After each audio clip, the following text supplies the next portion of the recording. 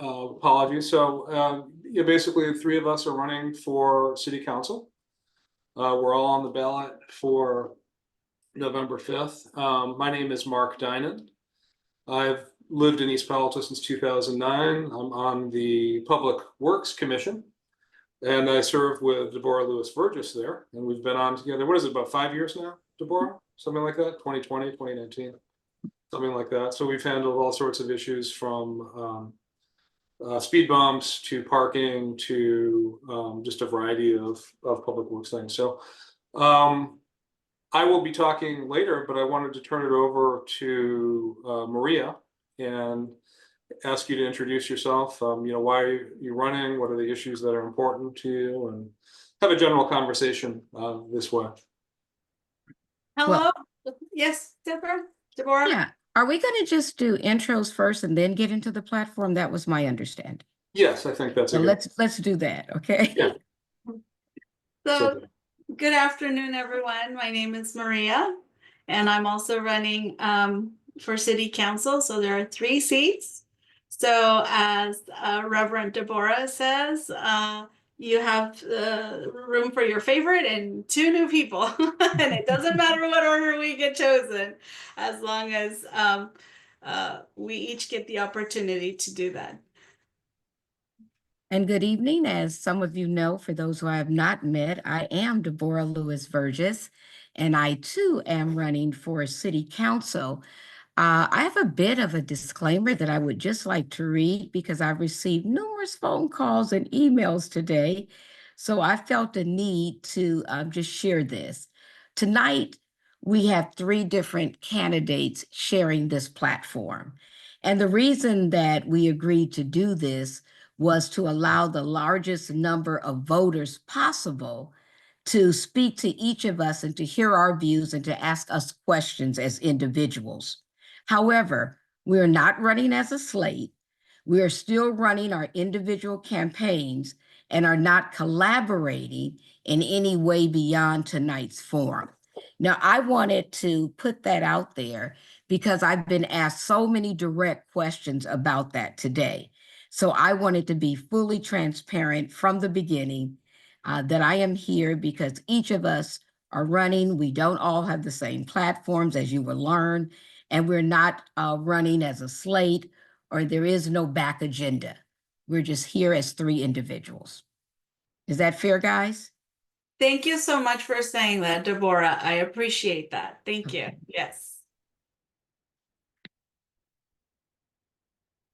I think that it's important to state that we do have distinct agendas, but there are 3 positions available. That's right. And one issue we've had with the candidate forums in the past is that there's 9 people, and you end up not talking at all or getting a feel for any of the candidates. And so I really want to hear what Maria and Deborah have to say about things. I certainly know what I think, and I'll be sharing that. But I think it's important for people to know our background, what we stand for, why we're running, and also what the issues, if we're elected, we think we can tackle as council members, and how we chose to do that. So thanks for everybody attending in the audience. I recognize a lot of names, a lot of folks I don't know. I guess as a I don't know if you guys want to go first. I can certainly, give a brief introduction as to what I'm running for. My walking around town, I've been doing a lot of canvassing, and the need for housing is tremendous in East Palo Alto. The rent is simply too high, and folks are getting pushed out of the city. I think we need to do a lot of new construction and continuing investments in affordable housing and other measures, lower rent, improve living standards, and create more market solutions to the problem of housing. I think we need safe streets. I think kids should be able to bike and walk to school. I strongly support bringing back our Parks and Rec department and funding it. I think we need to invest in emergency preparedness and deal with the earthquakes when they come and flooding when they come. Parking is a huge issue for the city. I think the city, I got a flyer today that we're going to be doing a parking program There's a meeting at least to discuss it on November 12th. I think that's long overdue, and I'm happy to see that. Infrastructure, working on rebuilding our roads, sewer, sidewalks, water pipes, and then animal services. See, if you do a lot of canvassing, as I have the last month or so, you see so many feral cats and there's loose dogs every day on the social media pages. So I think if we're going to spend $550,000 a year on animal services, we should get more for it than we get. And then, development. People I talk to definitely want to be able to go to a local diner instead of having to go to Mountain View or Palo Alto. They want restaurants, they want bars, they want grocery stores above all. And everything from movie theaters, banks, cafes, automobile services. So people definitely want development, and we should approve the development that's going to bring that in. But that's my little spiel. I'll move on to Deborah. I'm sure she can tell us exactly what she prioritizes as issues, and we can discuss. Well, thank you so much, Mark. For those who do not know me, I reside here in East Palo Alto. I also work here. I serve as a pastor of a church that seems to come under fire sometimes, so we may as well get it out there. Amen. But in addition to that, I have served this community faithfully for about the last 12, 13 years. I've served on the Public Works and Transportation Commission. I currently serve on the safety team for the city, as well as the climate resiliency team, which also overarches emergency preparedness. So you will find that I do know that that's something that all three of us have in common. But what I'm drawn to, one of the reasons that I'm drawn to run is that I have observed a lack of intentional growth, or I should say a lack of viable growth, I think is more appropriate for me to say, in the city. I've learned that there has been a lack of vision. And because there has been a lack of vision, there's been inadequate preparation made to accommodate things such as housing. The housing crisis has been long coming. This is not new. For us to be, 15, 20 years in the rear to respond to it is ludicrous. We should have and could have done some things to take care of this shortage. But even in addition to the new housing that is very much needed, I'm concerned about the residents that are housed right now. How do we treat our tenants? What types of programs are in place to make sure that all tenants are in safe, secure, and sanitary environments, that they're free from vindictive motives of trying to have them removed if they speak up and out against unsanitary conditions? I get lots of folks that come to me who actually who ask us to help them because they are fearful of being evicted from their place because they've made a complaint, or for us to allow rents to skyrocket to the tune that they have. But as well as I'm concerned about renters, let me be clear that I'm also very concerned about homeowners. There's a lot of things that are going on in East Palo Alto when it comes to homeowners that needs to be addressed. Many of us live in a flood zone. FEMA has lifted the flood zone requirement for our insurance years ago. Yet many of us are still saddled with being forced to have flood insurance. And then, of course, if we don't, if a flood should happen, shame on us. But the rates would be different if the insurers were forced to oblige the FEMA's ruling that we no longer have to be penalized for being in a flood zone. But also, for those who live in the gardens, such as I do, we know that the majority of our homes have converted garages. I would say nearly 60 to 70% of all the people that I know, and I know quite a few in East Palo Alto, have converted their garages to living spaces of some sort, whether it's a den, a family room, a storage unit, etc. There are some problems with how we handle that in the city of East Palo Alto.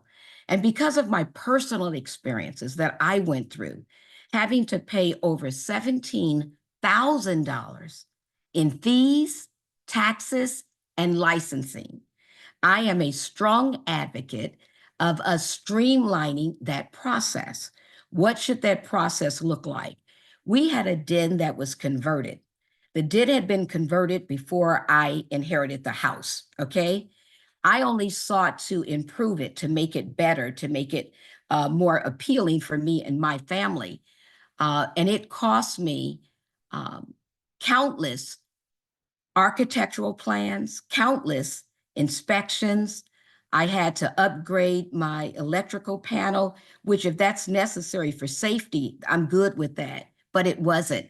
I had to get a permit from the sanitary district.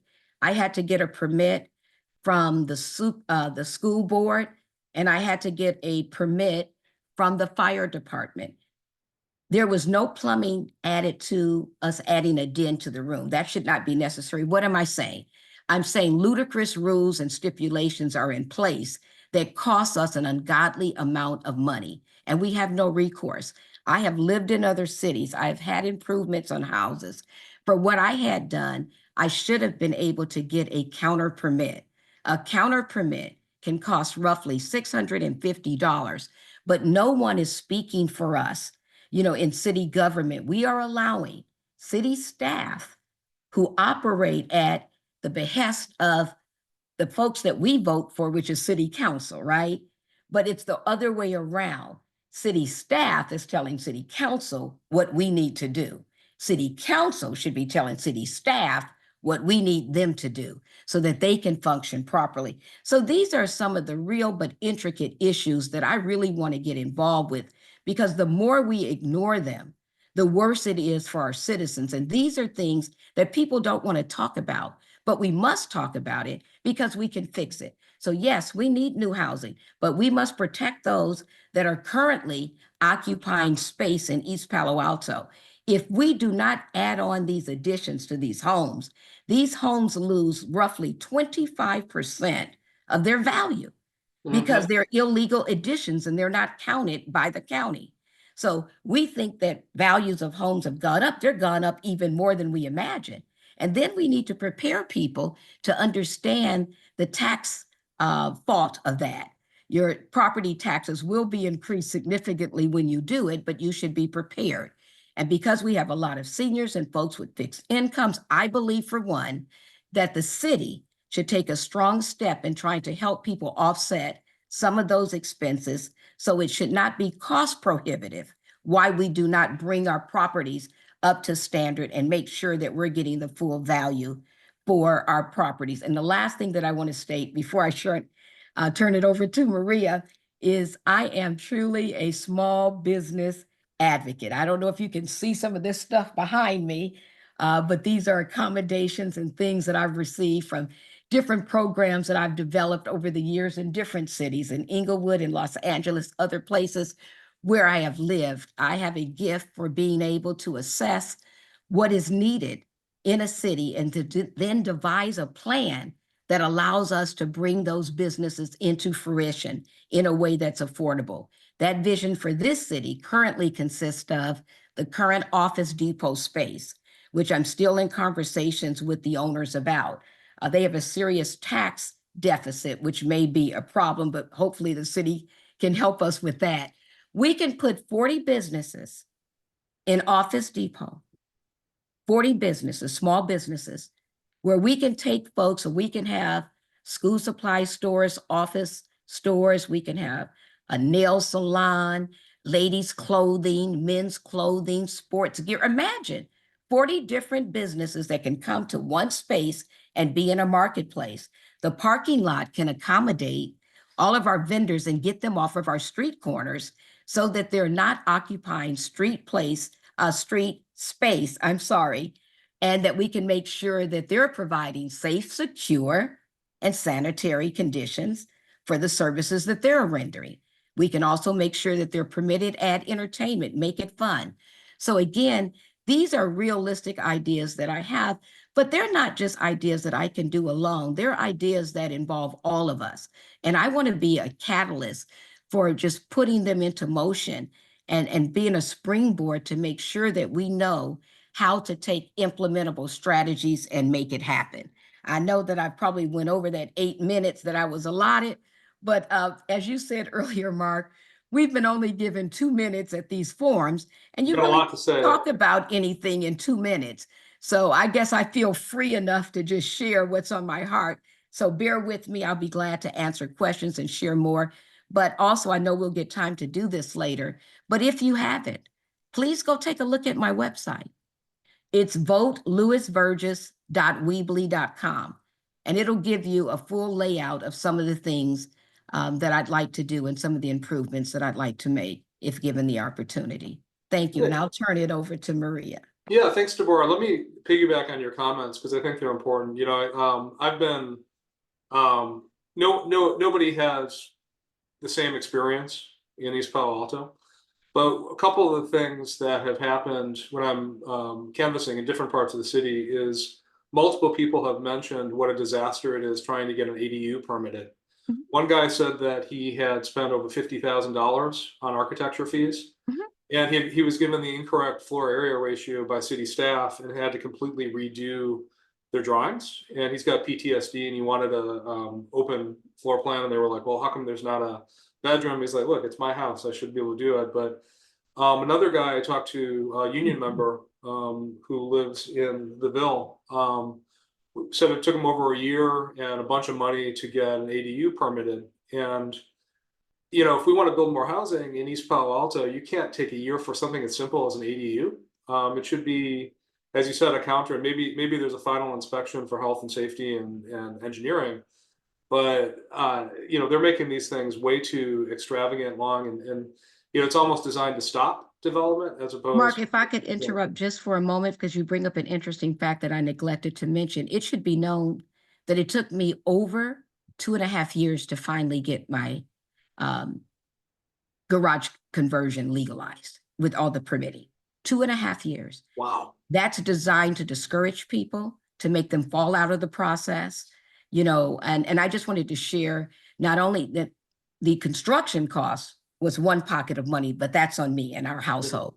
But the fees for license and architectural designs was $17,000. Never should have happened. Never should have happened. Yeah, I just wanted to add that. When you're you know, as a city, there's other cities that have like a menu of options. If you want to do an ADU, you go up, you pay a fee, and it's done within 30 days. Everything's taken care of. Like Mayor Pete Buttigieg in Indiana, they have that, and it's really interesting. You know, that's for everything from ADUs to small apartment buildings. But Maria, we want to hear from you. So I've talked enough. Why don't you tell us what you're interested in, why you're running, and the issues that matter. And you do need to unmute. Thank you, everyone. Thank you for being here. Thank you for taking the time to join us. As it is a little challenging when you're in some of these forums where you only have 2 minutes to try to say everything, and you have to pick and choose what you want to showcase. I'm probably the quietest one and out of the three of us, but I am quiet, but I'm a doer. I do things. Sometimes I may not always have the best words on how to explain myself, but I see something and I do something, and that has always been my motto. One of the reasons why I'm running is because I have grown up here. So I know I've mentioned that my parents moved here since 1979.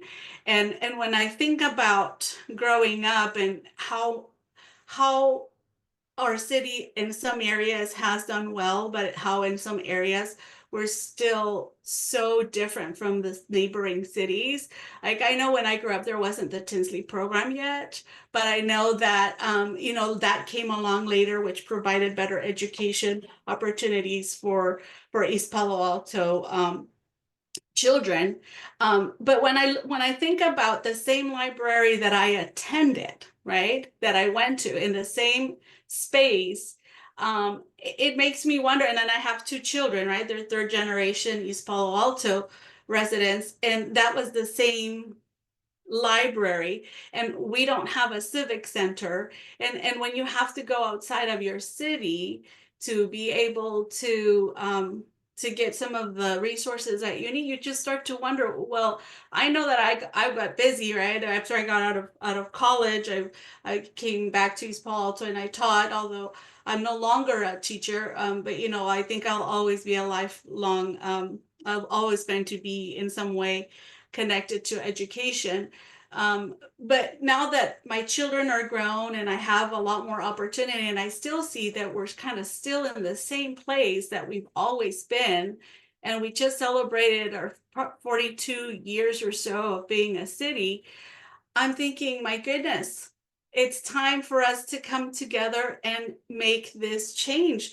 Deborah mentioned missed viable growth opportunities, and she's absolutely right. And what I love about the new candidates that are running is that although we may not all align in all areas, we do have a common thread where we want we love, first of all, we love our city. I love my city.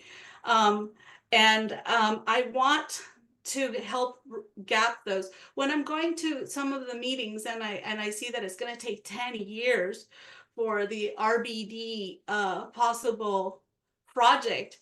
I work at Stanford, and so I've been in the project management office, and it's gonna be about 10 years, and I'm gonna in January celebrate my anniversary.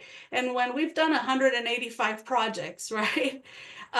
In 10 years, and it's going to take 10 years for us to do this one development of our city. I'm thinking, my goodness, I don't think I'm going to get to see that.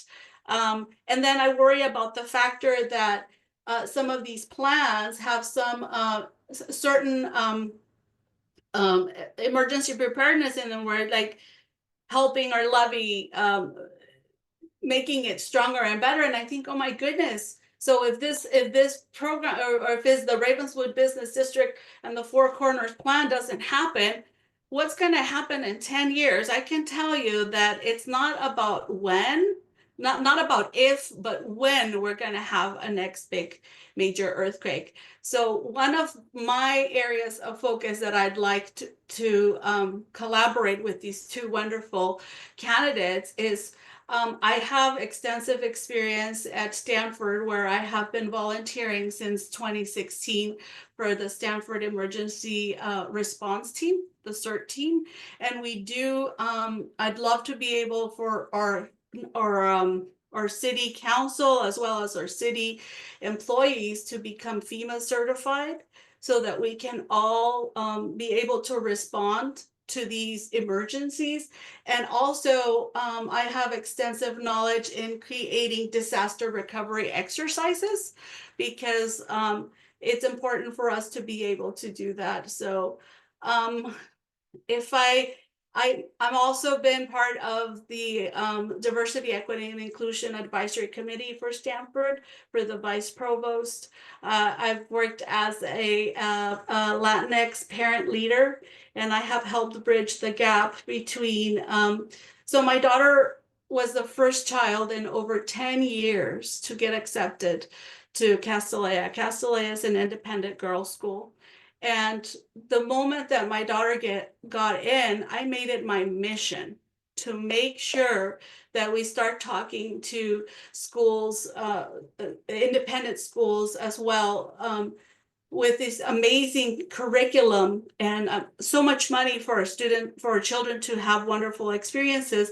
So I made it my mission to help other East Palo Alto families. So I helped bring 16 families, 16 girls.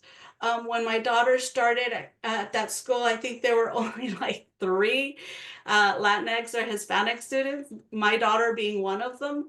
And so just making sure that we reach out to these neighboring schools as well for our children. So there's a plethora of talent among the 3 of us.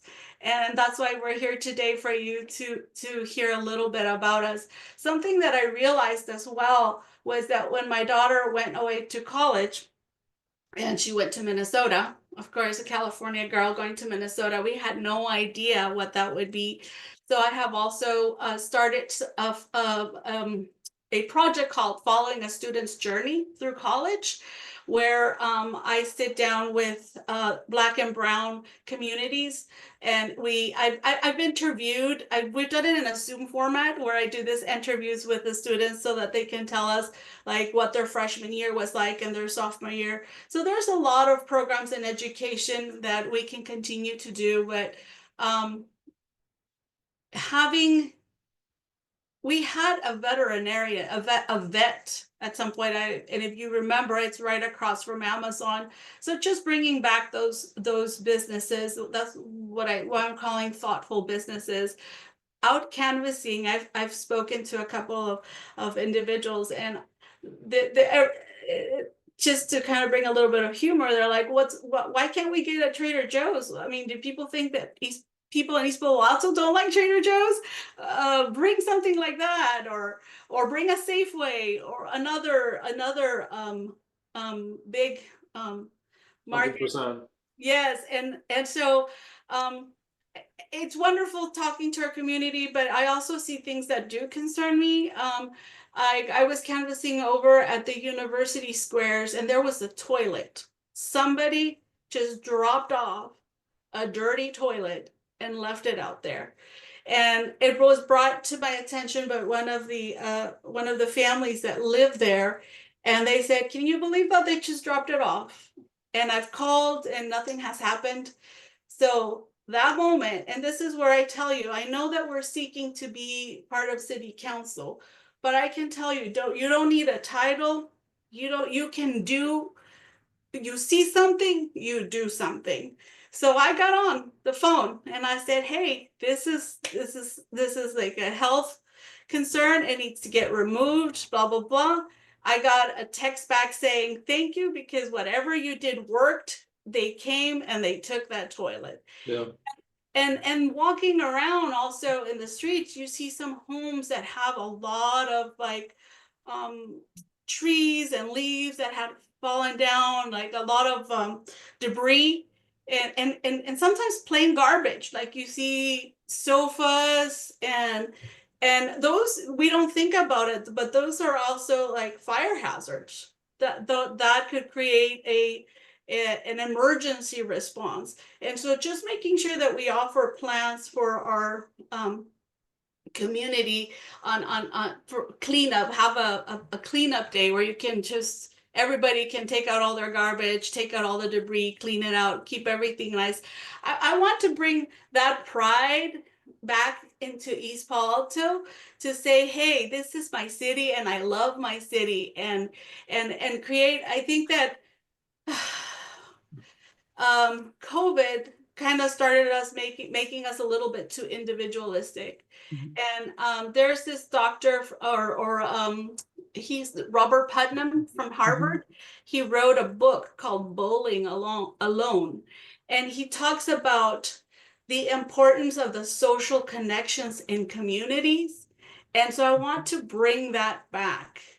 Growing up, there was a music program at Ravenswood. There was a why don't we bring that for our community and our children and adults, and bring the clubs, like it can, social connections are so important. Yes, and I probably spoken to No. You said something so critical that I just wanted to respond to. I didn't want it to get away without addressing it. If I may suggest, let us be careful what we want for. Let me explain. I love Trader Joe's. I used to live very near one and I shopped there all the time. We are a very small city. There's a Trader Joe's in Palo Alto. There's a Trader Joe's in other surrounding areas. What am I saying?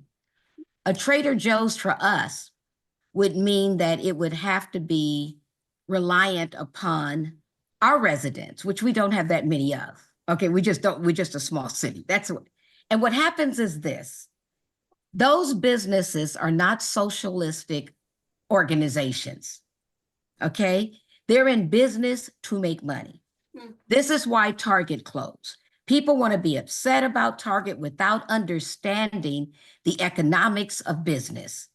Target opened a store to make X amount of profit. They did not come here to service us. That was not their agenda. They opened that store to make profit. They did not meet their goals for year after year. A store like a Trader Joe's can come in because of, we're not going to be enlisting folks to come from neighboring cities because they already have their Trader Joe. So it would be reliant upon our population. I don't know. I'm not saying one way or the other. Let the data speak for itself. just on the surface, I doubt that we would be able to maintain it being profitable with our small number of people. And then here's what would happen. They would do what every other abandoned business has done when we opened up that center. You know, when what was it? Come on now, Office Depot. the Office Depot, the audio visual store that was there before. That's fine. Yeah. Yeah, and then the other one, there was a like a sports chalet kind of store that we had also. These guys all left for the same reason. So what we have to do, guys, is analyze that and be realistic about it, right? If they can't afford to be profitable, whether it be due to theft, whether it be, it's a combination, we know it's not just one thing, right? Or a lack of sales. This is why I emphasize so much that we need to have more small businesses that can flourish, that we can support, that don't have that type of overhead, that can survive this economy. We have to have businesses to scale for our community. So I just encourage us, you know, when we start thinking of our want list and our wish list, to make sure that it's up to scale with our population. If we opened a movie theater in East Palo Alto, folks are not going to come from Mountain View to come to a movie theater in East Palo Alto, nor Redwood City to come for a movie theater here when they already have movie theaters, right? So if we want a small community theater, fine, we should do that. But we should think about things to scale to the size of our city. So I just wanted to share that point because I think that's missing. Sometimes we get on these wants and we have these want lists. I mean, I love a Trader Joe's, but I don't know that one could survive. But could a smaller, similar type store survive? Absolutely. You know, Deborah, I mean, I think you bring up good points, but, you know, if there was a Trader Joe's on University Avenue with all that traffic flowing through, it would serve the need of the commuters who are doing cut-through traffic as well as... You think they're stopping? They're cutting through, Mark. They're not trying to stop here. If you're driving on University Avenue at rush hour and you have the I'm on my way home. No, but people would... I've done that. That's just me. I've stopped. You know, what I would say is we're a city of 30,000 people. We don't have movie theater. We don't have banks. We don't have all these services. I grew up in a town of about 1,500 people, and there were 3 grocery stores. So, you know, I think obviously you want to be aware of the business circumstances, but you also have to say, hey, we're a city of 30,000 people with $1 million house valuations. There's probably a lot of businesses that would thrive here with just the local economy. And if we bring those services and businesses in, we would do well as a city. I want to answer some of the questions.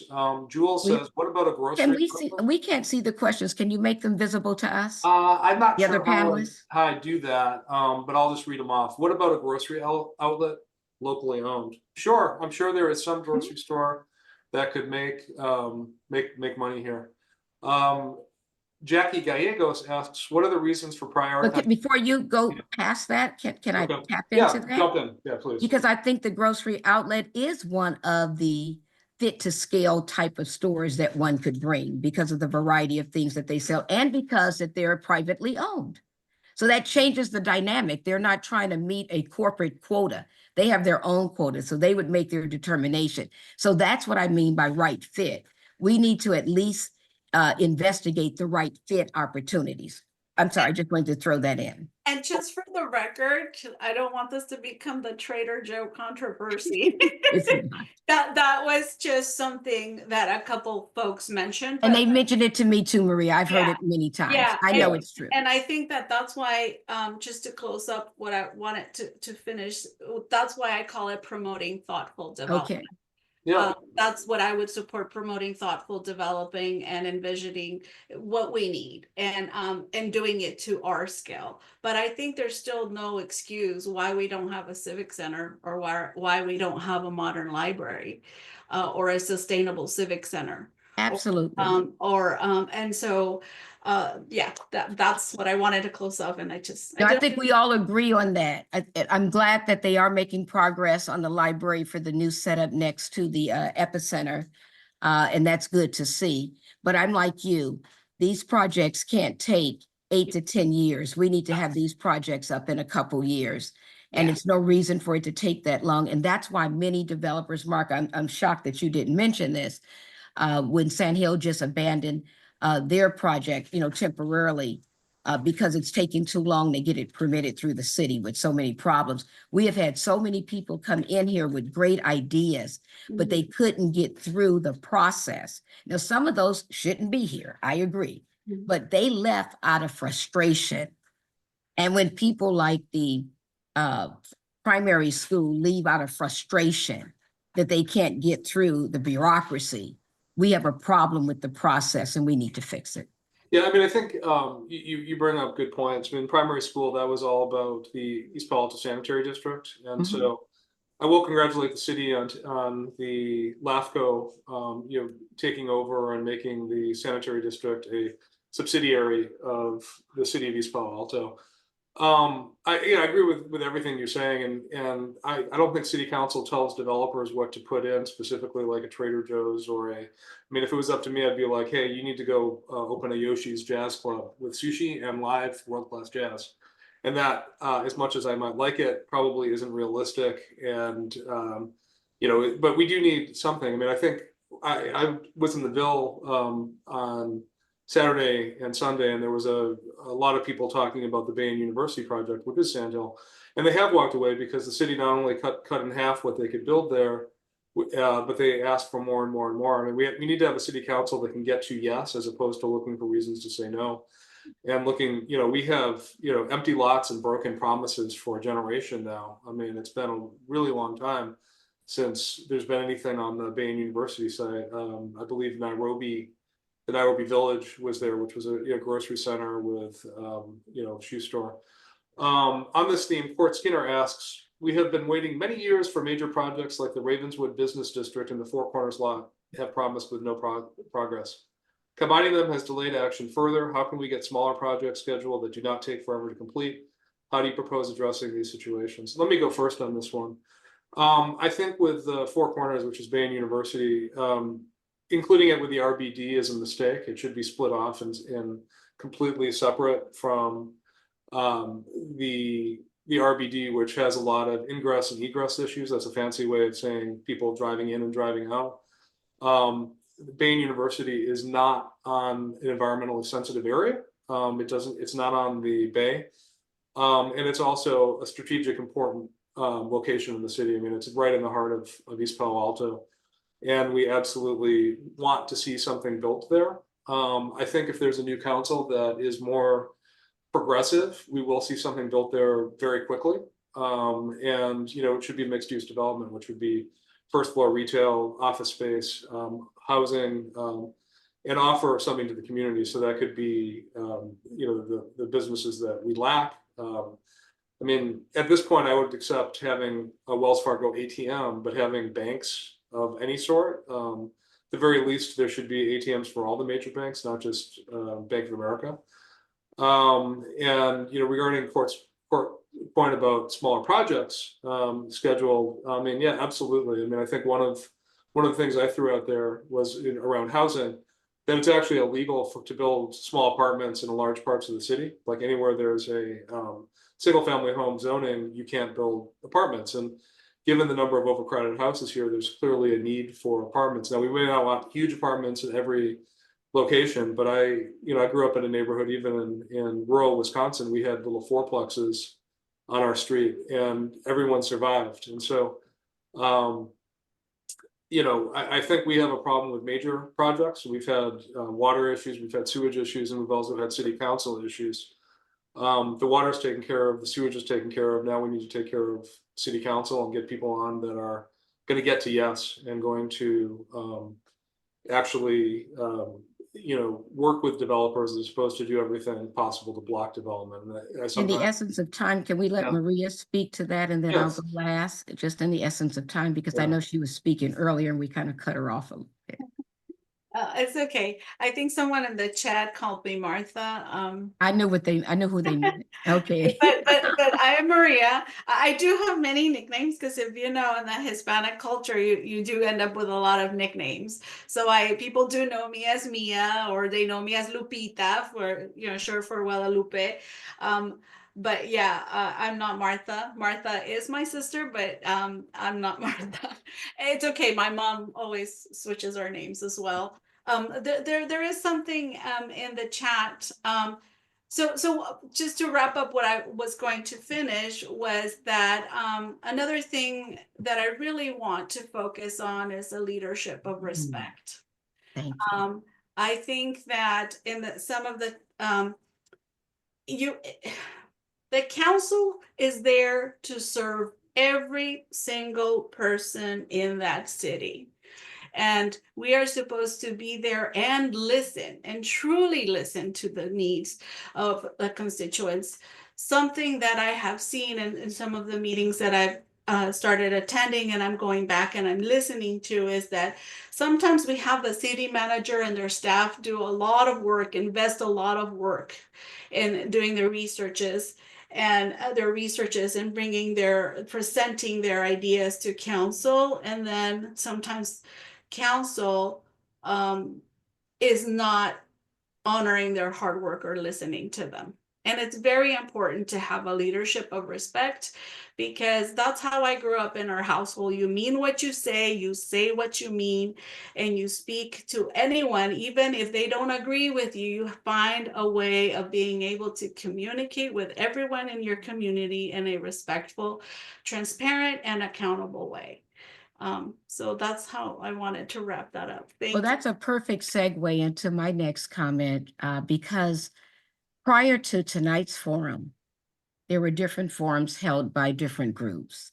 I attended a forum by Nairobi Summit. I attended a forum by, what was it?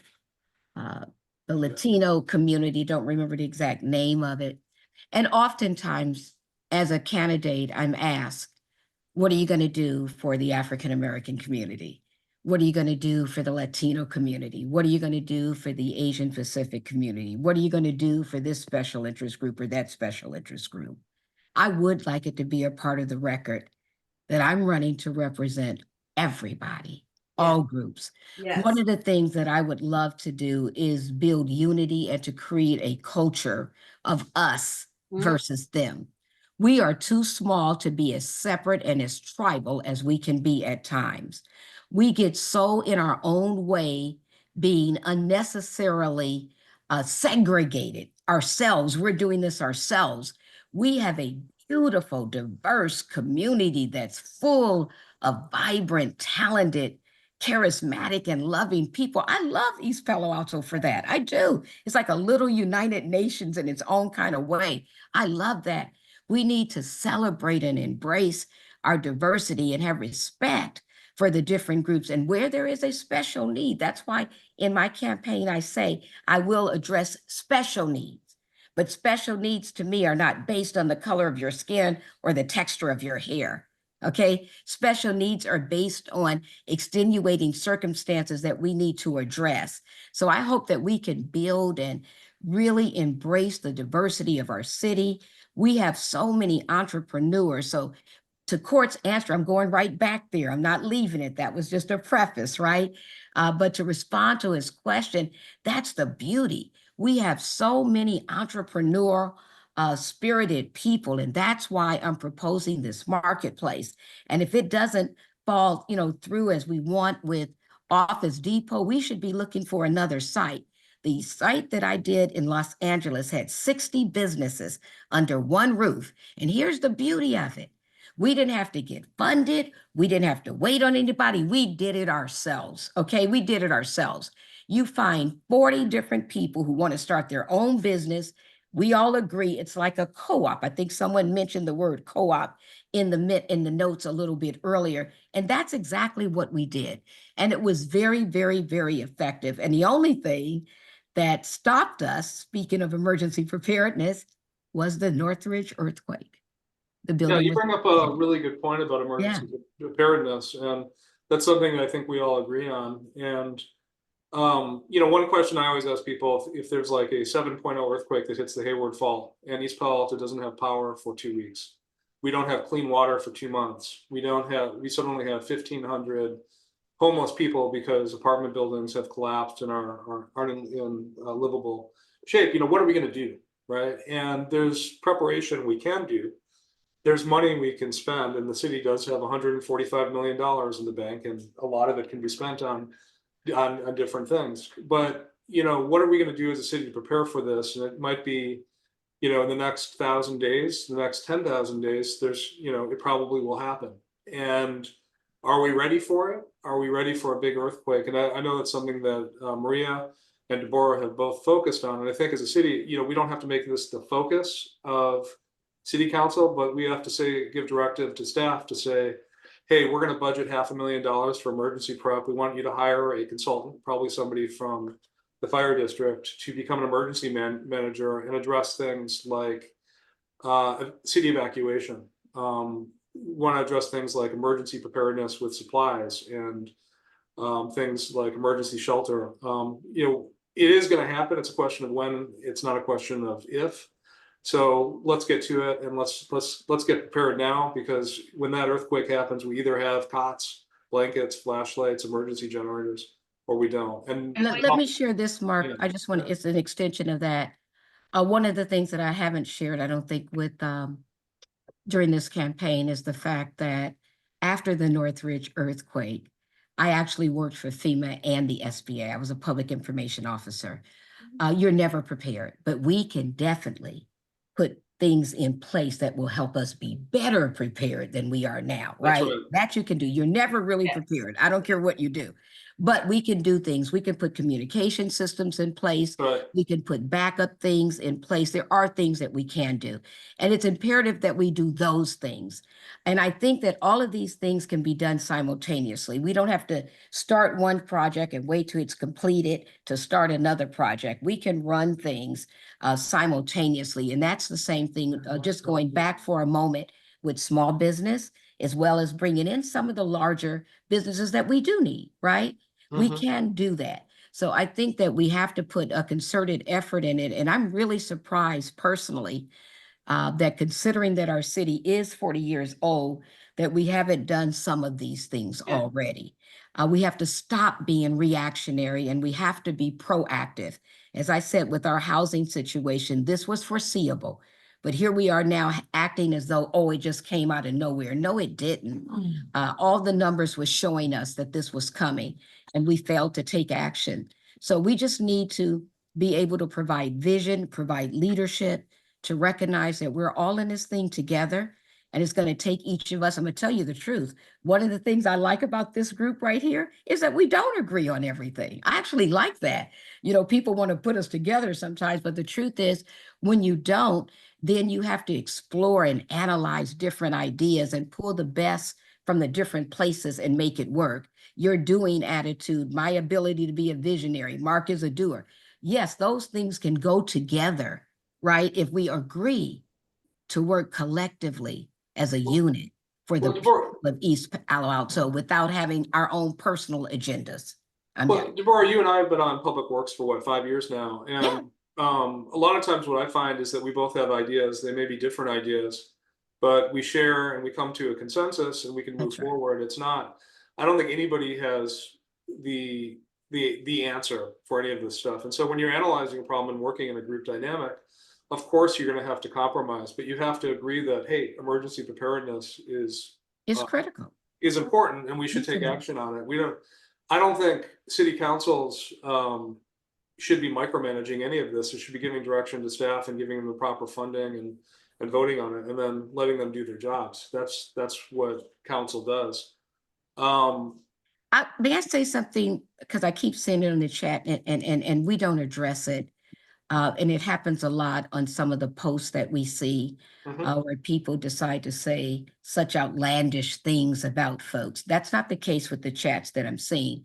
But we do have an anonymous person that's asking a lot of questions. It is so good, Anonymous, to see that you're concerned about what's going on in the city and how we can impact the change that needs to happen. But I think one of the ways to do that is to be who you are and to identify yourself, so that we can know that you're a concerned citizen who's truly here to see how we can move this thing forward, and not an antagonist of some sort, right? Just to pose questions without identifying yourself. If you're committed, we're out front saying who we are and what we represent. I would like to ask the same of you. Yeah, there's been a lot of anonymous attacks on various social media pages that have been disturbing to say the least. But let me read another question and see what you Okay. guys have to say. Can you please do something about the lack of lighting in the streets? I live by Gloria Way and it's very dark at night. And another ongoing issue is people using trash cans or cones to save street parking. This makes me very upset, and I've witnessed 2 arguments when the trash cans get moved and the person parks theirs. This is ridiculous and needs to stop. I mean, I can take a stab at this and start Okay. if you want. Yes. You know, one of the things being on Public Works, and also like I've had some pretty detailed conversations with Tomo, our finance director, about our budget reserve of $145 million. I do think we need to invest a lot more in Public Works, and that would lighting would come underneath that. You know, the city has been, I believe Deborah might know the answer, I think about $1 million a year on, you know, repaving streets and public works type stuff. We can do better as a city and invest in things like lighting. I mean, when I was out canvassing, that was one of the things that came up with actually Antonio Lopez's aunt when we were chatting in Spanish about that, and that was an issue. Regarding parking, yeah, I mean, we have big issues in the city, and you do not own the street in front of your house. It's public space. And I think we need to address parking in more of a, I don't know, is holistic the right word, but in an overall approach. But part of that is, yeah, you can't save parking spots. That's not how the law works. It's not how the city should work. And we have a lot of work to do. It starts, I think, with a common sense permit parking program.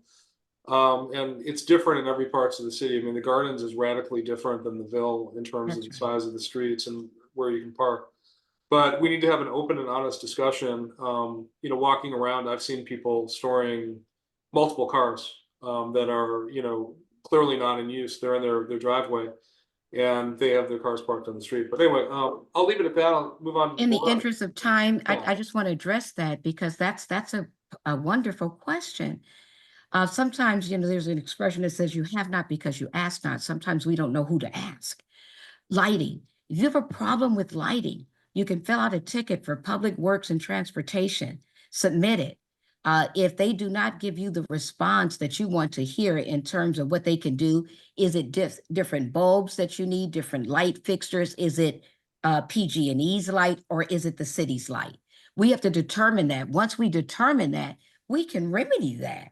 That doesn't have to remain a problem. One should be able to send in a request that we take a look at a particular light, which should happen. If you're not satisfied with the answer that you get from staff, you send it to the Public Works and Transportation Commission. We will look into it further, take it to the next step, and see what we can do to remedy the situation. But I think that we should continue to bring these things to the attention of the city and those in position of authority to do something about it, and not believe that there's nothing we can do without a major overhaul, because the city would have us to believe, Mark, that we have to wait on a major new lighting project before we can improve lighting on the street. It may be 1 bad or 2 or 3 bad lights on a street that we can change out that can make a substantial difference for that street. So please submit those inquiries. And again, if you do not receive the response that you think is fair and adequate from staff, because they're going to get it first, then you send it to the Public Works and Transportation Commission, and you allow us to be your advocate so that we can speak up and make sure that it's done. So that, I just wanted to leave them with that practical solution, because we can do something about that. Yeah, I believe there's also like a number you can call on the post or on the lighting post that you can also call directly. Yes, if it's PG&E's, but if Yeah. it's ours, you have to go through PWTC, right? Through city planning. They have a ticket you fill out and you submit it, and they'll go and investigate it. Sure. Mia, do you have a question you'd like to answer? There's I do. Anonymous attendee at 749 asked a very good question. How much does Maria talk with Martha day to day, and is the relationship between them going to restrict what businesses either of them could do with any other city council member under the Brown Act? Can this be managed with suitable sunshine on it? I don't think you need to be blood relatives to talk to each other or to violate the Brown Act. It takes 3 people, is my understanding. Yes, we're sisters. She's finishing her term and I would be entering my term. So there's a possible 1 year. But she has her career and her life and her children. I have my life, my career, and my children. And for the most part, if we're lucky, we get to talk to each other to say, "Hey, girl, how you doing?" Maybe once a week. I don't think that should be, I wanted to address this because I'm talking about leadership with respect and transparency. So there's nothing that I have to do to hide. I can have a conversation with Deborah. I can have a conversation with Mark. I can have a conversation with other members of the city council. So we're both professionals. I believe that, Mark and Deborah, myself, Martha, any other member, we have to treat everything with professionalism. And at the end of the day, that's where it stands. And trust me, she and I have very different parenting styles, different ways of living our lives. We were both brought up by our parents with the same core values, however, of respect and responsibility and public service. But when it comes to our ideas, it's gonna be the same thing as with Mark or Deborah. We'll have different ideas, different ways of seeing things. So I just wanted to address that. Anybody else wants to say? No, Mark, there's one, I just saw a question. It says city council members must read and write many legal documents, including contracts and ordinance, et cetera. Please explain your experience with reading and writing legal documents. Let me just be perfectly clear. I don't think it's necessary for any council person to have a legal or an accounting, as in terms of being a CPA background, to be effective in discerning and understanding technical documents.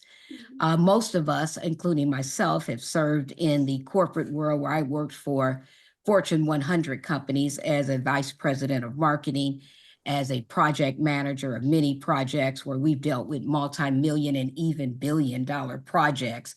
So this is not new to us. Additionally, the city has a city attorney and legal assistants who really get into the writing of those documents. We don't really write, and where there's confusion or a lack of clarity, we do know how to ask for it, for whatever it's worth. And this did not help me, by the way, because something you don't see on my resume is that I attended Northwest Law School for a year. I did not complete the program. I chose not to, but nothing I learned in that year would help me in this capacity to write a legal document. So I don't think you have to be an attorney to do this, is what I'm trying to say. I do think you have to be able to adequately analyze data. You have to be able to discern complicated writings, to ask the right questions. You need to be able to do that. And I can say without a moment of doubt that at least the people on this call today, we're not running on a slate or anything, but I know these individuals. And I know that we're all fully capable of doing that. And we also know how to reach out for different things. When I need something done legally, I have an attorney, I have a CPA. And not that they would, go with me to city council, but the point that I'm making is no matter how versed I may be in some business matters, I know how to seek the professional expertise that I need before I make a complicated decision. Yeah, I mean, I'm a small business owner. I deal with lawyers and contracts frequently. But I never would confuse my ability to read a contract with being a lawyer. But let's move on to another question from TC. When will we get sidewalks and new asphalted streets on Garden, Glenway, and Lincoln in the mid? That's a great question. Again, I go back to the city has $145 million in the bank. Putting in sidewalks and new asphalted streets has to be a priority. I understand that getting sidewalks installed is a little bit more complicated from a legal perspective than just sort of the city slapping down some concrete and doing it. They have to get the right of way from the property owners, but there's been no effort and we should absolutely do it. I mean, one of the reasons why I'm upset that we have $145 million in the bank when we have so many unmet needs as a city. And when you talk to the finance director, we could have spent that money already and we could be addressing these problems. And I know there was a proposal for an infrastructure bond for like 110 million. Great. Yeah, maybe we should do that. But let's spend the money we have. And there's tens of millions of dollars dedicated just to public works in the reserve. We should spend that down and should address things like that. And Mark, there's another person, Arshel, who's asking that we need cleaner streets throughout our city, especially our major arteries. And what would you do with your council colleagues with this matter? Yeah, no, this is a great opportunity. What we're talking about, bringing back that pride and working with city managers and public works to see what we can do to make sure that our major arteries are accessible for emergency vehicles. Someone else mentioned something about parking. What is it? Parking down in the streets is horrible. I live in the gardens as well. And one of my main concerns is that there's a lot of, we have a lot of hardworking people in East Palo Alto, but their vehicles, their commercial vehicles are sometimes parked on the street.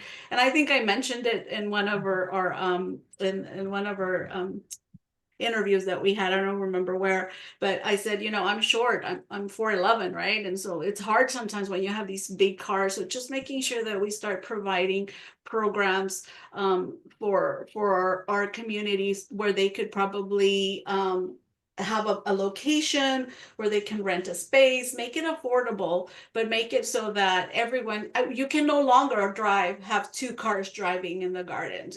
You have to pull over, and sometimes you're so afraid you're going to hit that other car because you don't have a lot of space to pull over. And so making sure that we address that. I think I've heard Deborah and Mark mention that and myself, I'm willing to try out some of these, what did you call it, Deborah? The parking, a parking program, or The parking permit program that they're parking about permit to, program. yes. Yeah, because it's really dangerous. I wonder how, if we have a fire engine going through the gardens, I just don't even want to think about how. oh, it happened already. There was a fire. There was a fire not that long ago, and they had a real trouble accessing the fire because there's so many cars parked. And you know, the car parking is an issue. It's definitely going to get contentious because there's some, you know, it's going to be a change, and people don't like change. And as a council, you need to come to a consensus that works. You're not going to get everybody happy, but what I see right now, and I'm in the gardens not as often as you guys are, but I'm there at least once or twice a week. My son's best friend lives on Daphne Court, and you know, the traffic is not the traffic, the parking is you know, hurting everybody, and something needs to be done. What that something is, I'm sure if you have 5 sensible people who are reasonable and responsible, will come to an agreement. You know, one thing I really congratulate Melvin Gaines on is getting the you know, the you can't park on sidewalks. That's against the ADA. It's against the rules. You know, as a city, we're very small. It's what, 2.6 square miles. There's no reason why kids shouldn't be able to bike to school and get around town easily, but they can't right now because there's cars everywhere, and it's dangerous. And families with good reason don't let their kids bike around town. You also see people in wheelchairs going down the middle of the street. We need to do something about it, and I'm not going to say like, hey, I've got the magic wand, but you know, when you do as much, I mean, canvassing, I see a lot of stuff. I see a lot of broken down cars.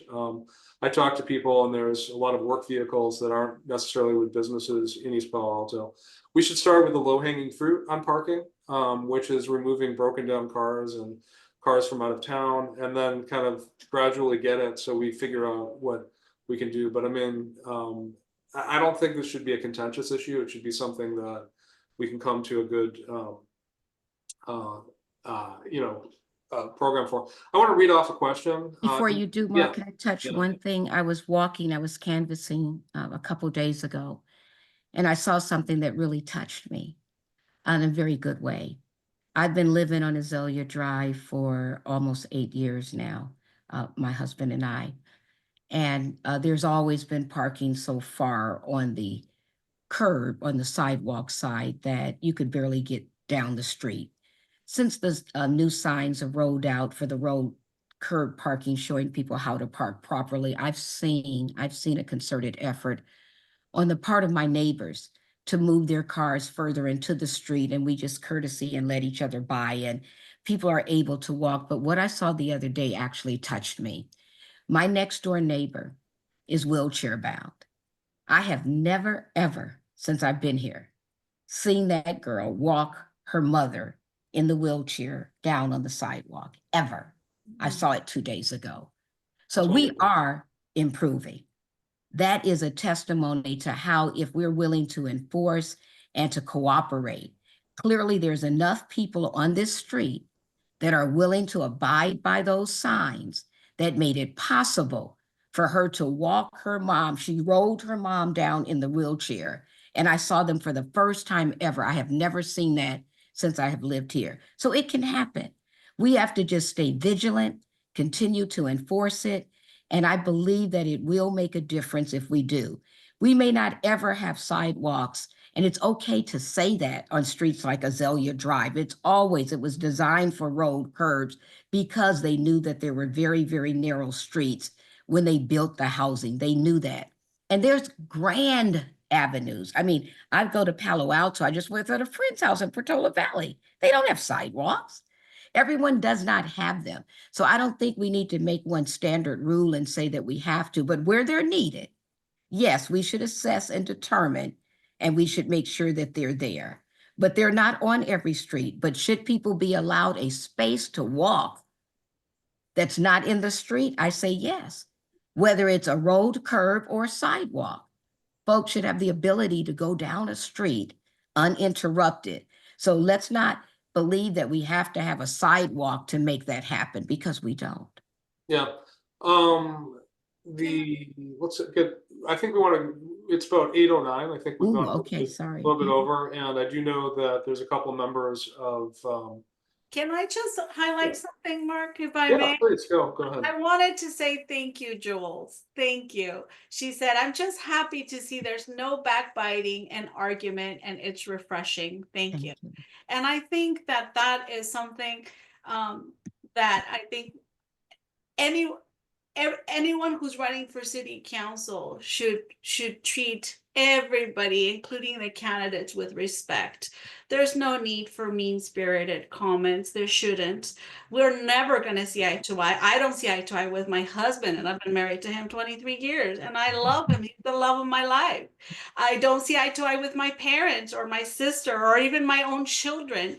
But I think that the one thing that has always been very consistent in my character is that I give respect always, and I expect that same respect back, because I think that that's how we can get through really tough situations. That's how we can together build a vibrant future for East Palo Alto. And I think that that's where it's at. So I am not for dirty politics. I am not for mudslinging. I think there's no room for that, because that shows you the content of the character of the person. My mom always used to say, let people speak long enough and you'll see what's in the content in their hearts, because out of the abundance of the heart speaks the mouth. Absolutely.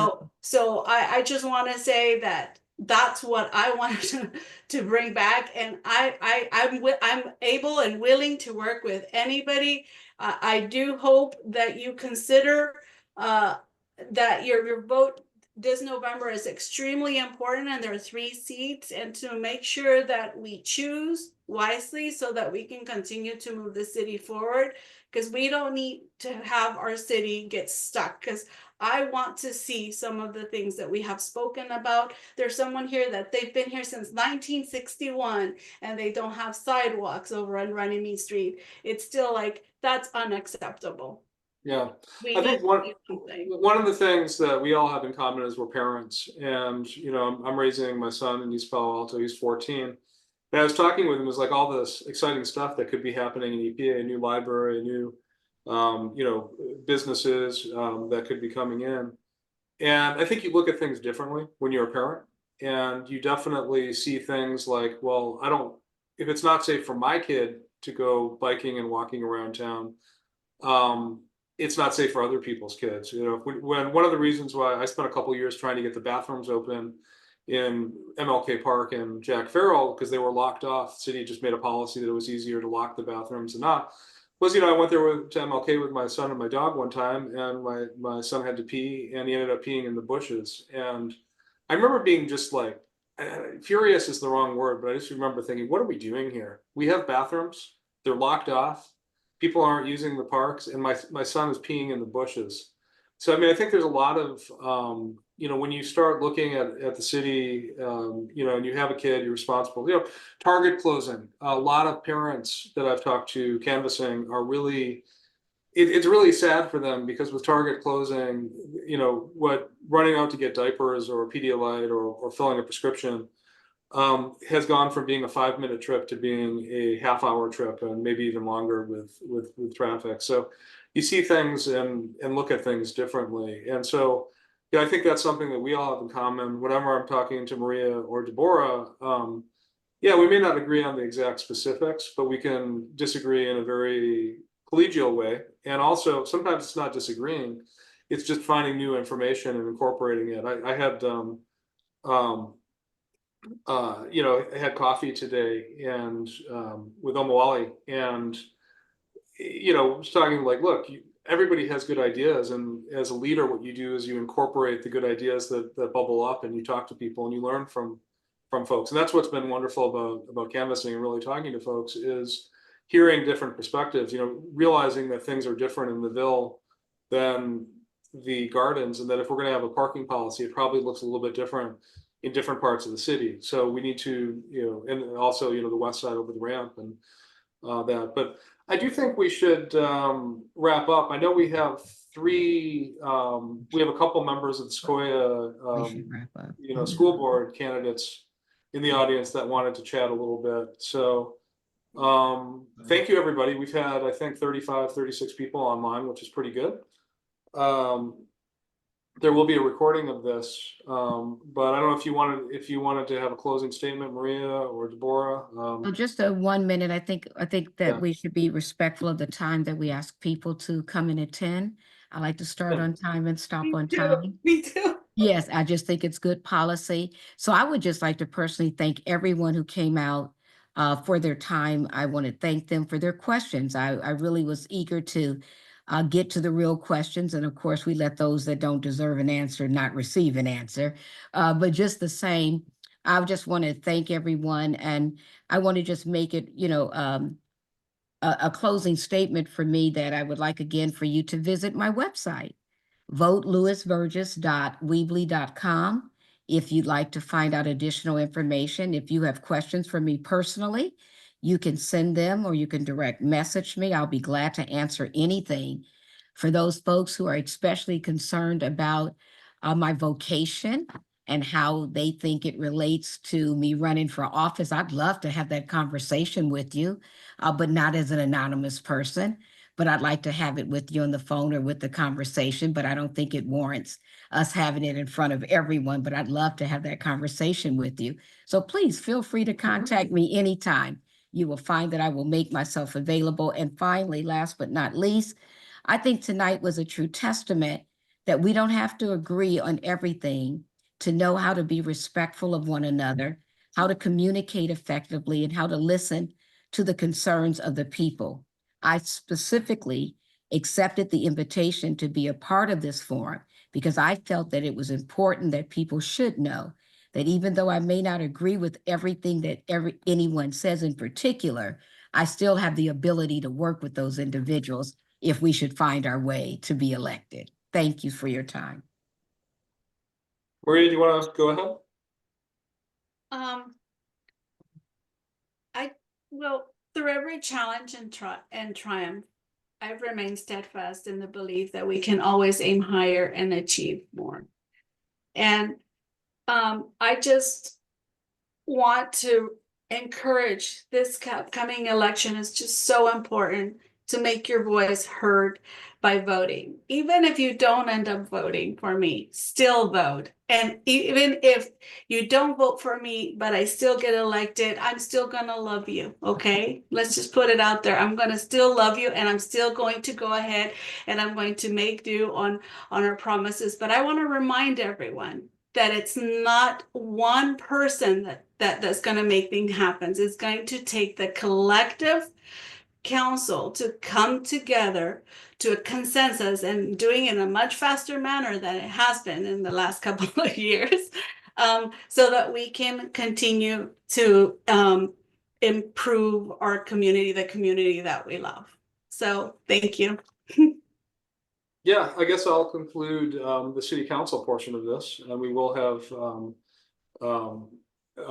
Maria Cruz and Tonga Victoria on in a little bit. I think hopefully they're still hanging around. Yeah, thanks everybody for coming out tonight. It's been interesting. I can talk for hours with Maria and Deborah about issues in East Palo Alto, and I think everybody comes at it from a different angle, but we all care deeply about East Palo Alto. We all have a record of service in East Palo Alto. I just want to say that I give my full endorsement to Maria Rocha. I give my full endorsement to Deborah Lewis-Virges. I really hope they both win, and they're people of integrity, intelligence, and action. And that's what we need on East Palo Alto City Council. You know, what I bring to the table, I've got a record of doing stuff and getting things done. You know, I'm a small business owner, and if you don't, you know, it's between 1 and 7 people in my company. Right now, it's just me. But if you don't get things done, you go out of business. And I think you need people on council who are going to get things done and move on, not debate incessantly and raise up, you know, minuscule reasons not to do things, but look for reasons to take action and move the city forward. So I hope I can count on your support and your friends' support and your family support moving forward. And we want a council that's going to listen to the people of East Palo Alto and deliver on the many promises of East Palo Alto and do things like fix the streets, fix the parks, bring in businesses, get clean water for everybody. I mean, just basic things that other cities take for granted. We want to be the ones leading. I know that I can work very successfully with both Deborah and Maria. I hope we're all on, but even if we're not all on, then I'm sure all of us, if one of us is elected, they'll find ways to work with other council members to move the city forward. But thank you guys for coming by. I guess, thank you, Maria. Thank you, Deborah. I'm going to ask you guys to drop off and want to see if we can promote Tonga Victoria and Maria Cruz on, if you guys are there. Are they, let me see if I can find Maria. Okay, there's Maria. I'm going to promote you to a panelist. You're going to be rejoining as a panelist. So let me see if I can find Tonga.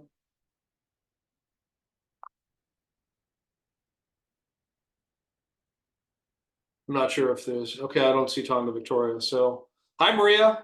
Hi, good evening. Thank you. That was a beautiful session that you guys had. It was really nice. I really loved all that you have to contribute, and everybody contributed in a respectful manner. In a professional manner. I love that.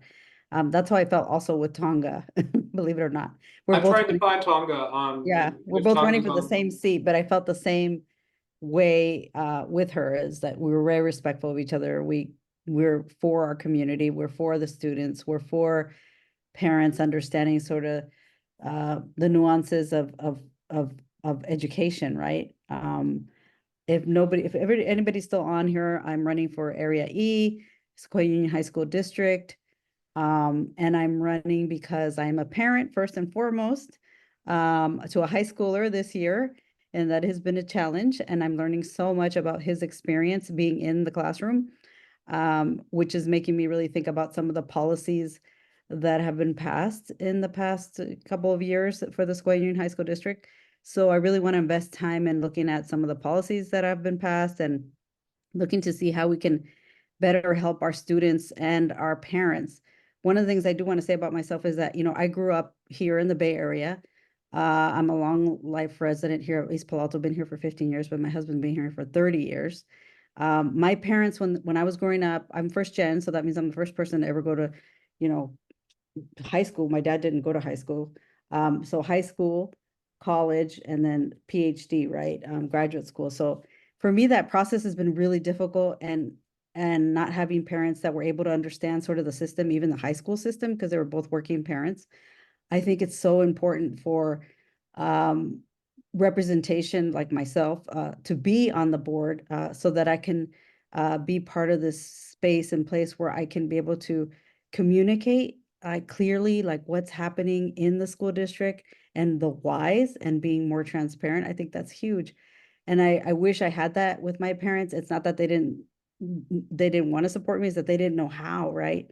And I know that we have a lot of working parents in our community, especially in Area E, East Palo Alto, Menlo Park, North Fair Oaks, right? A lot of working parents, a lot of Spanish-speaking parents.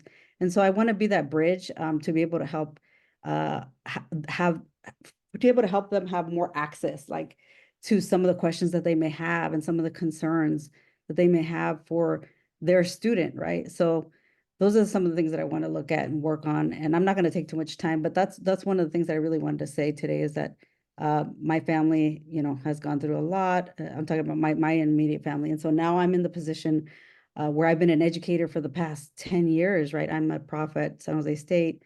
I've helped gap some of those retention and graduation rates. I've helped close some of those gaps. And so I want to do that at Sequoia Union High School and Sequoia Union High School District for all students in the district. So that's why I'm running. So please vote for me, Maria Cruz PhD.com. That's my website, mariacruzphd.com. So please vote for me. And I just thank you for listening. I know everybody's working parents or you're tired and it's late and I just don't want to take too much time, but that's the reason why. That's a little bit about me, my background, and why I'm running. So thank you. Thanks, Maria. There was a question for you from the audience. Let me see if I can find this. For Maria Cruz, this is from Court Skinner. What is your take on tracking and on homework? Tracking? Yes. Tracking, yeah, detracking. Tracking is a huge topic, right? It's a good question because a lot of parents have this anxiety about having more honors classes being taken away, right? There was honors classes that were taken away for freshmen this year, right? And so that they could have electives. What I say about detracting right now, I have to look more at the data. I am a very I'm a person that loves to look at data and see what's working, what's not. So I really want to be on the board to see what's going to be working in the future and what's not. What I think about detracting also is that lots of parents, I know that they want to have their students challenged or their kids challenged. And yes, I think you could still do that because I know at MA, there's over 28 AP courses. And being in college, I'll tell you this, we don't look at honors courses. We don't. We look at AP courses. Most universities and colleges, if you want your student or your child to be college ready, have them take those challenging courses that are called AP courses, right? Those count. Those are transferable. Honors courses are not transferable. We look at any university, look at Harvard, we're at SJC, we're not a, top 10 school, but we don't take honors courses. We look at AP courses. We look at to see what was that score in the AP, how many AP courses did they take, and then figure out if they're transferable. We have some students that take, quite a few and come in as sophomores, which is awesome, right? That's going to save the parent money. If you come in as a sophomore, you're going to have 3 years hopefully left to pay, right? Because it's expensive, especially if you're not first gen.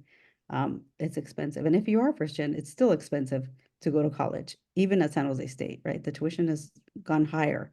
So I really have to look at those policies and see what's working for the majority of the students and what's not and why, Yeah, I think we have, as you know, my son Mateo is in class, your son Hector.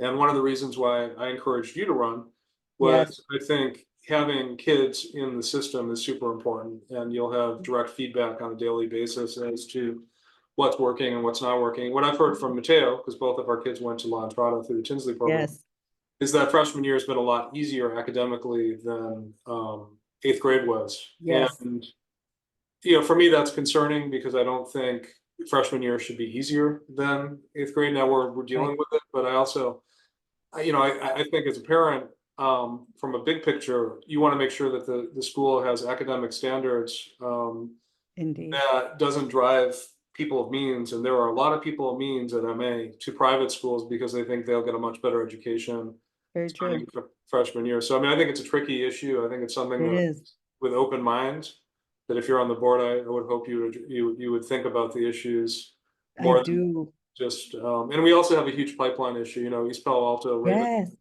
schools have you know, like 96.5% of kids in 8th grade and Cesar Chavez were below grade level in math. And And math specifically. that Yeah. same number was the exact opposite. It was like 80+%, 88% at La Entrada was at or above grade level in math. So Yes. we have a pipeline issue, and some of these issues aren't going to be fixed by the high school. They're going to be fixed at the grade school level. So tell Yeah. me about your background in San Jose State. Now you are fluent in Spanish, correct? That's I'm fluent in Spanish. I've been teaching there. I teach in ethnic studies, so I'm a huge ethnic studies advocate, right? I teach in Chicano studies, upper division. So I sometimes teach Frosh, but I usually teach the upper division courses. And I also direct 2 programs, which is geared to help first generation limited income underrepresented students, right? To graduate, to close that graduation retention gap, right? That we have at San Jose State. And to also, the other program that I direct, it's called the McNair Scholars Program, which helps the same group of people go on to specifically PhD programs. So they're both federally funded. I'm a grant writer. I've written over 6 million, no, probably 8 million, $8 million grants every year, right? I have to keep writing these grants so that we can keep funded and help our students retain and graduate, right? So I understand policy, I understand law. I'm not a lawyer, but I very much understand Department of Education policy and law and rules and regulations. So I know that I can come into the board and be on the board and be able to like hit the ground running in regards to that, right? In regards to really looking at the policy and what is it saying and how is it dictated and how is it then filtered and how does that affect our students, right? How does it affect our kids? How does it affect parents too? Because those policies affect us as well as parents. Yeah, I mean, education right now, there's so much ideology and there's so much stuff that's not really driven by data, but it's driven by, you know, whether it's book banning in Florida from the right wing, or there's other examples on the left wing, you know, for similar type things. But for who I'm voting for Sequoia, I want them to be open-minded and be looking at this and also understanding what's going on in the schools and not approaching it from like, hey, I know all the answers, let me tell you, but what's actually happening and what can we come up with. And I think there are some pretty good board members already, and it's just a question of working with them. Yes, it's working as a board, right? You can't do it by yourself. No, like you can't. You There's gotta no count to way. 3. Yeah.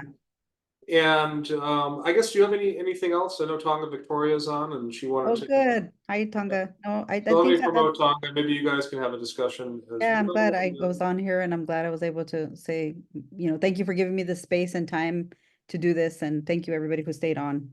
Yeah, Tonga will be joining as a panelist, and hopefully she'll be able to. I would drop off. All right. Do you have a video on, Tonga? Yeah. Oh, forgot to press it. Okay, still pressing it. Okay. Hopefully it'll turn on. Hello. Hello. So tell us about Hi. yourself. Why are you running? What's your background? Why should we vote for you for the Sequoia Union board? Yeah. Well, hello. Happy Tuesday. I totally forgot that this was happening, so my apologies. My name is Dawn Victoria. For those that are on right now, I'm sure that you'll have this to play back on the internet.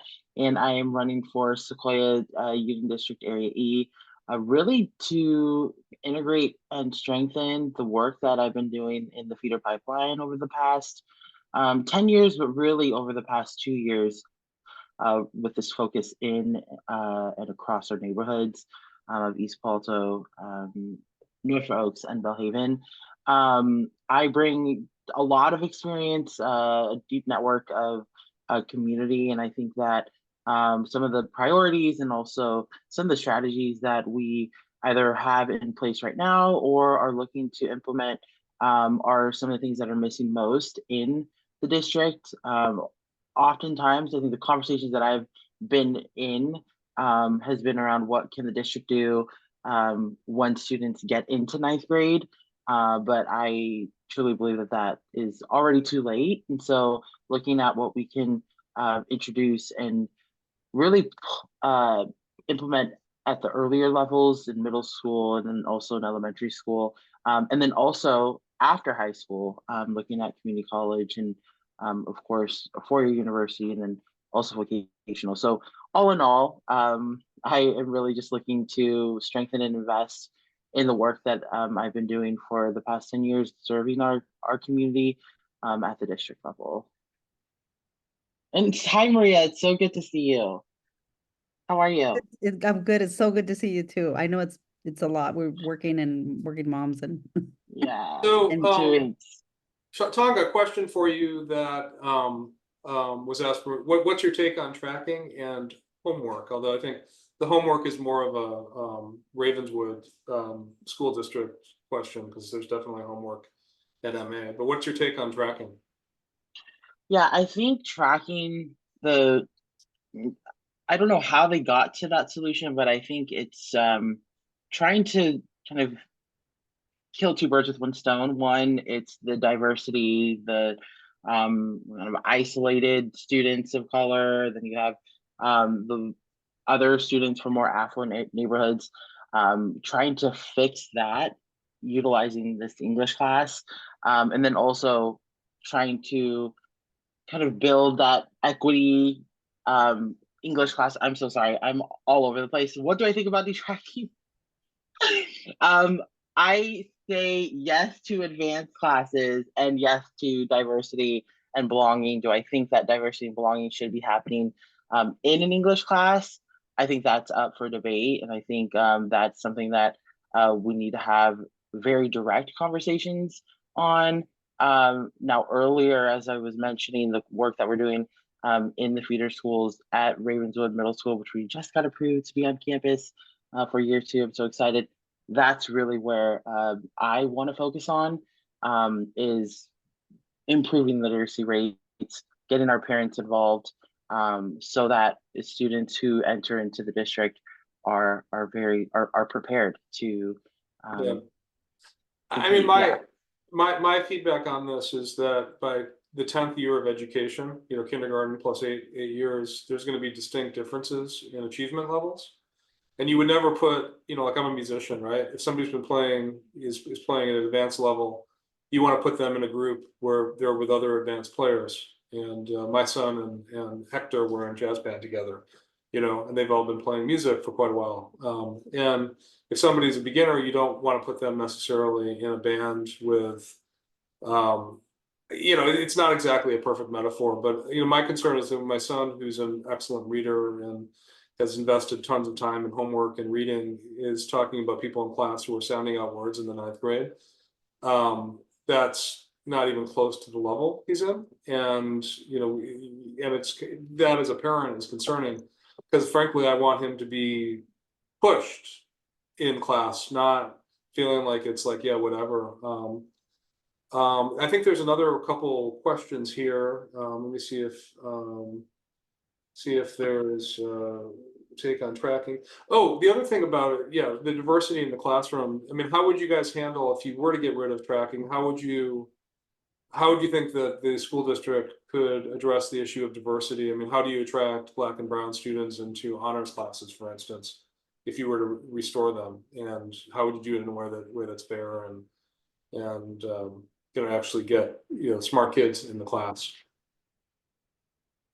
I can answer that. Well, I don't think it's a matter of attracting students. I think if we're really prepping them at the middle school level, which is something that I have been doing for the past year and a half, not so much on academics, but more so social belonging and identity, but really kind of revving that up and supporting parents with different literacy and intervention models. I think that's where it starts. And the progress reports just came out at CCRMS, and we know that a lot of our kids are still reading at 2nd grade level, and these are the kids that we really want to focus on.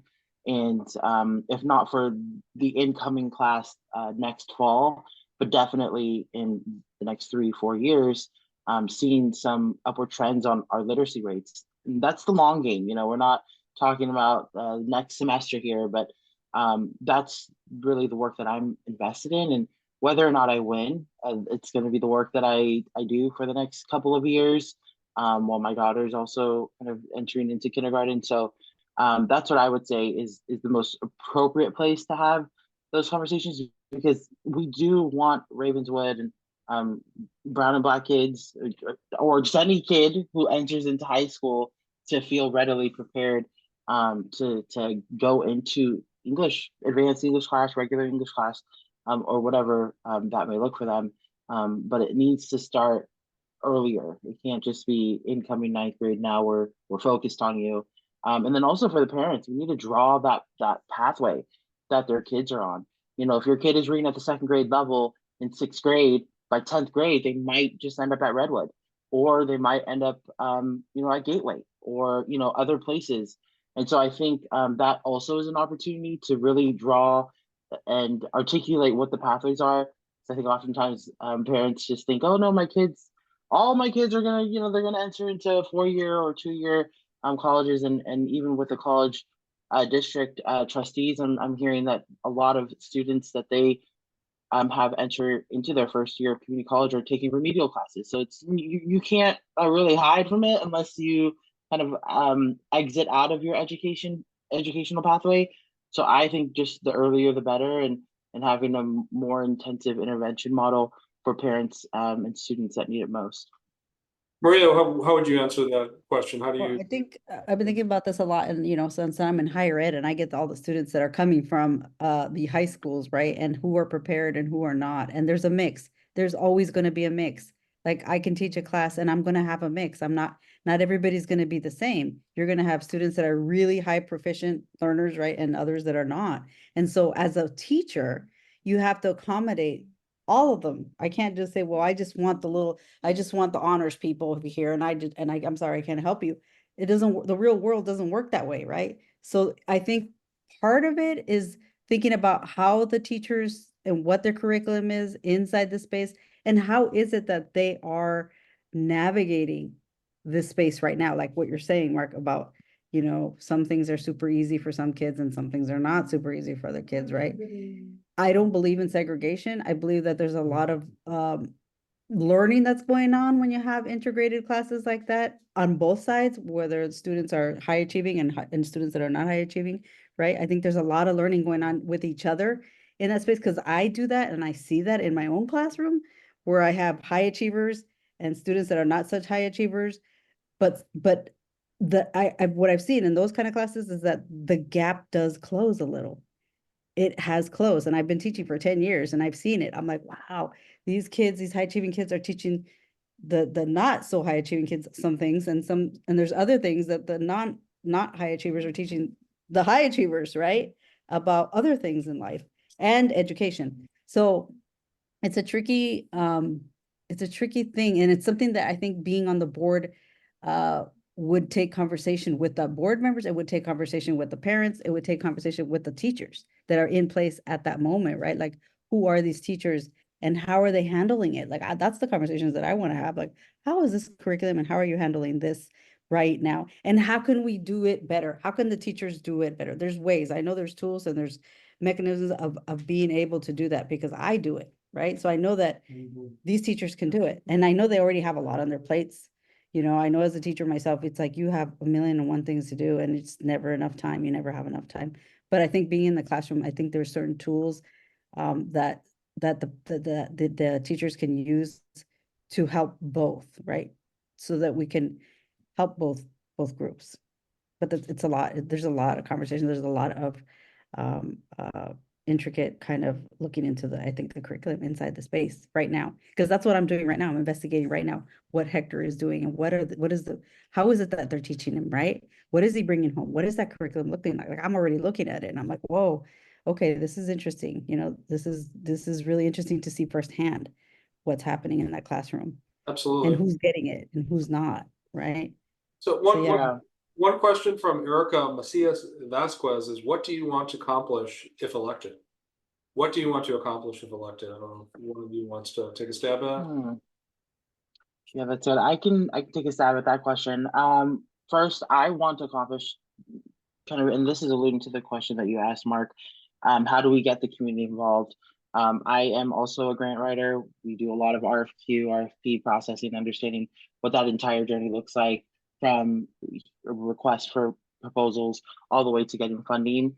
And I know that when an organization or an institution is able to control the metrics and some of the outcomes, leaving the how it gets done to the community or to the experts themselves is really where the creativity and the opportunity lies. So I would be on day one pushing for a robust RFP, RFQ process where we can bring in the community, the experts, those that are, really focused primarily on chronic absenteeism, retention rates, building out credit recovery programs to kind of deepen our investment and strengthen that relationship.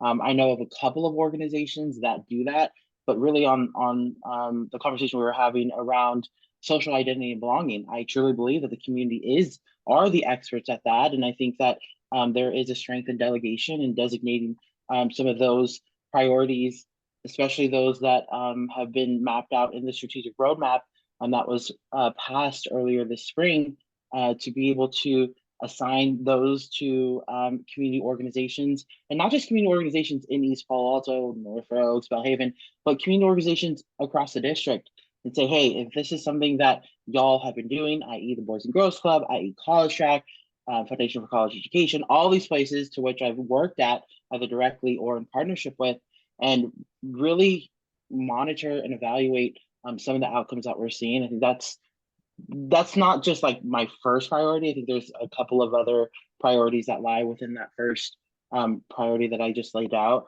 But day one, year one plan is really building out a robust RFQ, RFP pipeline to hopefully allocate some of this concentration and supplemental funding that's in the local control and accountability plan to our community organizations. And Maria, same question. What do you want to accomplish if you're elected? So many things, but it's a little time. Right. It's like, but one of the things I do want to do is think about retention and graduation rates. That's my thing, right? That's what I do. And I want to close the gap on retention graduation rates for all students, right? Not just Black and brown, but all students, close that gap.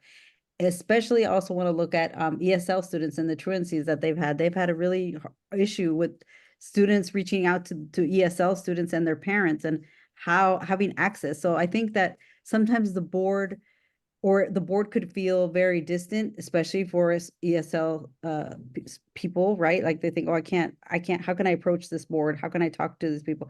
How can I have access, right? So one of the big things I want to do is be able to be part of the community and have parents have access to us as a board. Like I have to keep reminding that myself and people that I've talked to that we're supposed to be working for the people, right? We're supposed to be for the community. It's not the other way around where, they should be intimidated or feel like they can't say anything or how can they speak up? So part of my, one of my goals is to be able to help bridge that, right? That communication gap, that accessibility gap that we have right now. And that we are transparent as that we can be, right? In all languages, in every way, which way we can, with the community, with parents specifically, especially working parents. Because like I said, my parents were working all the time and they did not have that kind of access, right? And it's hard to get those parents and reach those parents. And so it's not that they don't care, they don't want their students or the kids to succeed, is that they need support and the how, right? And having access. I think access is huge. So that's one of the things that I want to do, or a couple of things that I want to do. If I could add on to this question, another thing that I am very interested in, have been in conversation with, is how do we bridge the pipeline that extends beyond the high school level? Community college is free in our county, which I think is it sets a precedent nationally. And when we can say that 2-year, you can get your general ed classes before you go into your 4-year and get it all for free. That's huge. And I think at the community college level, there is interest in investing in the pipeline at the early childhood level, and then also at the parent education level. If we're saying that, Kenyatta, create and invest in high school prep for students as early as elementary school, and have it on your campus. And in addition to having these hubs of literacy and learning, also offering some vocational, some certification programs for parents to advance and excel in their careers and also in their lives. I think it's a win-win, and this is something that I have a couple of, the ear of a couple of trustees. So if elected, that is something that I want to push. And then in addition to that, kind of on this note of really investing in the pipeline is putting our dollars where our priorities are, which is high school prep. I think it's interesting that detracking is a solution without having real high school investment in our middle schools. And so that's something that I also want to look at and be a champion around. Okay. One question I have, and I've heard about this from you, the issue of discipline and things like vaping in bathrooms and the security on the campus. Do you have any particular thoughts on that? I don't know if it's a question. I mean, so much as like, what do you think the board's role is to address some of these issues? I know there's some kids that won't use the bathrooms at MA, and I don't know what it's like at Sequoia and at Woodside and other high schools in the district. But do you have any particular thoughts on that? Spare the rod, spoil the child. I mean, what? Yeah. I know I've heard some stories from Hector, and I'm like, oh my God, what's happened? Like, what? I'm like, well, isn't there anybody watching? Who's walking around? Is there any adult? Like, who are the adults? Where are they? That was my question. Like, first of all, okay, if a teacher sees a kid walking around without any kind of note or anything, and everybody is recognizing this is not good, right? It's not good that you're letting a kid cut class and just freely walking around. So that's one of the questions that I have. Like, what is the security like right now for our students in the classrooms and outside of the classrooms, right? I have that question right now. I'm like, wow, well, I think I need to look at that, right? And I don't know, because I don't know who they have on staff in regards to how much they've allocated for that, right? I don't know how much so one of the things I want to look at is the financials, right? How much, what is distributed, how much is distributed to what? I don't know that yet, but I'd like to look into that and see what is it that they're spending on security. I don't know. And what type of security, what does that look like? I don't know all the answers to that, but I want to get to know the answers to that so that we can have some kind of transparency message to even our parents. Because as a parent myself, I'm a little concerned about that right now. I'm like, wow, wait a minute. Yeah. What is happening here? I don't know about all the other schools either, right? What are their policies in regards to how they handle that and any kind of situation, or people coming off campus and coming, from other campuses and coming on campus? Like, I don't know how they handle that right now in this moment. I would like to get to know more about, like, what are the safety issues, what are the rules, what are the parameters, and how much they're investing. What, because they have a healthy budget, right? The board has a really healthy budget. So where are these funds being allocated into what and why? And how does that work? So that's one of the things I really want to look at in my I first think year. that's a good answer. I mean, you're not going to know until you're inside. You can't. There's not, I mean, I also wouldn't want somebody who's like, anyway, Tonga, what is your answer to this question? That's what I would do I mean, my first year. around discipline, vaping, bathrooms, safety, kids feeling safe going into the bathroom to use it during the day, for instance, like that's something that I've heard. So. Yeah, I'm to kind of Maria's point, you don't know until you're inside. And also, I feel like there needs to just be this level of expectation on our students that if you show up to school high or vaping and I see you, there are going to be some consequences. And I do think that some of those consequences don't necessarily need restorative justice practices, because I think we're trying to mold and shape our students to be successful after high school. And there are certain things that you just need to have those conversations with them. And also, if there needs to be some disciplinary action, if it's ongoing, if we need to pull in the parents, then absolutely. And I do strongly believe that there are practices and strategies in place already at the site level. Now, as far as community safety, campus safety, I've had conversations with our own police department and kind of learned a little bit about their hiring practices. And, it really does matter who you hire. You know, it's a matter of the heart, and I truly believe that having our police department, our local police department, not just East Palo Alto, but you know, folks from police officers from around the district to come and kind of teach some techniques and practices and best ways to deal with those things if a teacher does find themselves in that situation during their professional development days, where teachers are able to access some of those extra opportunities to learn. And so campus safety is huge, especially in this climate that we're in. It's huge. And so I find myself definitely being a little bit more open to any ideas of how we could promote and increase the safety of our, not just our students, but also our teachers and our administration. Great. I guess I don't have any, if there's anyone in the audience who has questions, the remaining 5 people who are sticking on, Court, Corinne, Erica, Eve, Uhila. If anyone has any questions, you either raise your hand or put it in the chat. But thank you guys for showing up. I appreciate it. We'll cut this off and make a video of it so people can. A lot of people ask questions about who's running and what they stand for. I tried to reach John Bryant, didn't get him. But is the question the high level of literacy? Sorry, I'm just reading the question. Okay, yeah, that was answered. Great. Yeah, that was just a second here. Is there another? No, you're good. I'm just catching up because I was an hour late. Okay.